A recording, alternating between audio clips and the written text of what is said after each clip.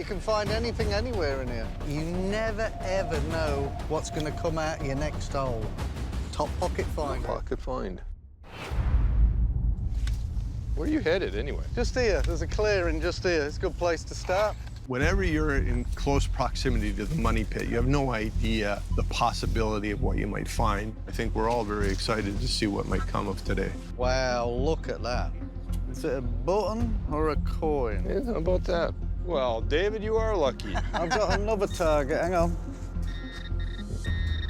There's certainly roundness in the hole. Oh, another one. It's a coin. I'm seeing Britannia on it. It's definitely some kind of English coin. I see a 1 and a 6. Looks like it's got a hit on it. Yeah, look who I see. That's Charles II. Wow. Definitely. Fantastic. We definitely haven't found any of these. I mean, Well, Marty, maybe I am good luck. You got dang right you're good luck. I see 1600 something. Looks like 1673. Those are probably the most significant thing in a couple of years. holy shamoly. Way to go, Gary! It's called treasure hunting, mate. You have to hunt for the treasure. Pretty much. Sounds good, mate? Get something? Right down the middle, mate.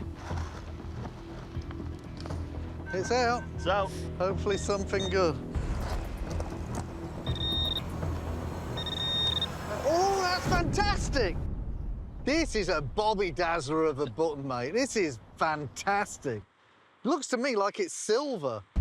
And that's a starburst design in the center. Yeah. This would have been like a little status symbol back in the day to have nice silver buttons. That is a beauty. Even though I'd love to put this in my top pocket, we know we got to tag and bag it, mate. You know, I'd be curious to see what Laird says about that one. Good afternoon. Hi. This is the button that we had. I actually was able to expose at least that much, but it's so heavily corroded, that's all that's available. It is a stamped design on the front. It has a raised foot on the back. And if you look where the silver laminate is broken, that implies that it's what you might call a mold seam. And if you add those things up with the Noel Hume Guidebook to Colonial Artifacts, it says that this can be dated between 1726 and 1776. Really? Yeah. I think the biggest aha moment for the years we've been involved in this now has been the 1769 date of the slipway, and this brackets right perfectly with that. It's so a Great time period, yeah.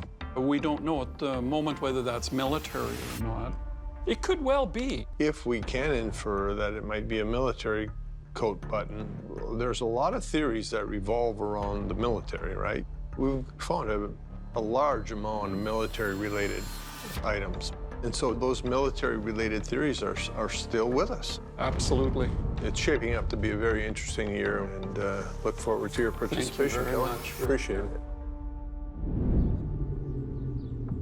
This area is one of the last areas that's been cleared and we haven't detected. Nothing's out of place. Everything should be in situ. I love your enthusiasm, mate. I'm psyched. I'm ready to get stuck in this area as well.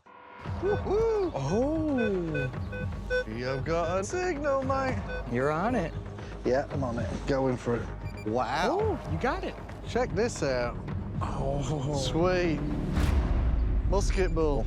Fantastic, mate. This is an oldie as well, by the look of it. What time period's musket balls, Gary? Late 1500s all the way to the mid to late 1800s. When I think of musket balls, I gotta go back to colonial days on that. Yeah. Fantastic. Yep. See if it's got any friends in the area.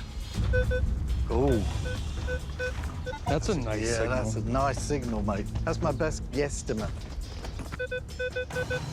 It's out, mate. Oh, wow. This could be something special, mate. It's got some, like, little markings on it. Wow. I'm seeing a design on that, mate. But we don't have to speculate. All the finds go back to the lab, get those guys to tell us what metal it is. It's an interesting find, that is for sure. Great find, Gary. This is a little piece that Gary and Jack found on Lot 7. I was hoping that it was some kind of coin. You might find what Emma has to say a little more interesting. So what was really interesting about this is the actual material properties. So it's mainly copper, which wasn't too surprising. Then it had an extremely high tin content, which makes it bronze, along with a really high arsenic content, which makes it an arsenical bronze. And that stands out to me. What would be the point of a metal mixture like this? So anything with like a high arsenic content has a low vaporizing point that's slower than its melting point of other metals. So during like forging or casting, there'd be a lot of arsenic gas in the air, which would affect your nervous system. So there was this long period of just it phasing out, and 16th century onwards, it's non-existent. They stopped making this type of metal in the 1500s? Yes. That is absolutely brilliant. It is pretty old. Yeah. All right, well, it's incredibly interesting, as everyone has articulated, but it's time to get back out there and take a look, see what else we can find. Yep, we can do that for sure. All righty. I had a feeling about that. So we should be able to bring back a ton of stuff from here. That is what a button or a coin would sound like.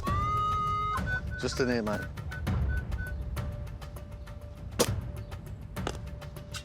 Baby, be something good. What is that? That's got some designs on it. Yeah, that has. Oh, that's cool. This reminds me of like a cap badge, a military cap badge. This would have been a decoration on a cap. It would have been on the front. And it's a top pocket find, mate. In we go. All right. And we'll see if there's any more parts to it. We got another signal in the top. I'm hoping it's more of the same. Oh, it is! Oh, man, look at that. I could, before I move, I could see the fleur-de-lis. That is definitely, it's definitely a fit. Like a glove. Wow, look at that design on there. That's a French design. This would date to the 1700s. French military, baby. Yeah. And what was they either putting here or searching for? Or protecting. Definitely a top pocket find, guys. What we'll do, we'll go up and down in this little area here, work our way towards the rock. Okay. Another one here, Rick. It's good depth, it's saying 10 inches. Whoa, whoa, whoa, whoa, whoa, whoa, whoa. I see it. I see some.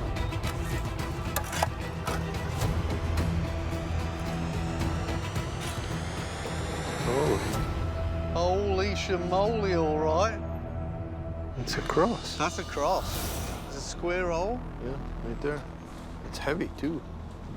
Oh, my gosh. I mean, that is an old cross. Gary was extremely excited. More excited than anything he's ever found on the island. And mind you now, this year he's found coins from the late 1600s.